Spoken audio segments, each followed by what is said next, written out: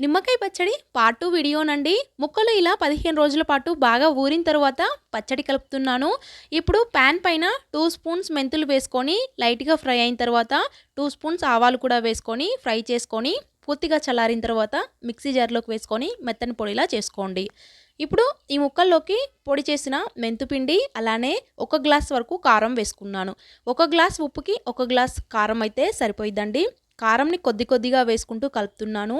Spoon కన్నా చేయితో బాగా కలిసిద్దండి. ఈ విధంగా కలిపిన తర్వాత ఇందులోకి 2 వెల్లుల్లి గడ్డల్ని పొట్టు తీసేసుకొని కొంచెం కచ్చాబచ్చాగా గ్రైండ్ చేసుకొని కలుపుకోవాలి. అంతేనండి, పచ్చడి అయితే రెడీ అయింది. ఇప్పుడు తాలింపు వేస్తున్నాను. కొంచెం పల్లి ఆయిల్‌లో జీలకర్ర, ఆవాలు, ఎండుమిర్చి, వెల్లుల్లి, కరివేపాకు వేసుకొని బాగా ఫ్రై చేసుకున్న తర్వాత మీకెంత పచ్చడి అయితే కావాలో అంత పచ్చడిని వేసుకొని తాలింపు చేసుకోవాలి.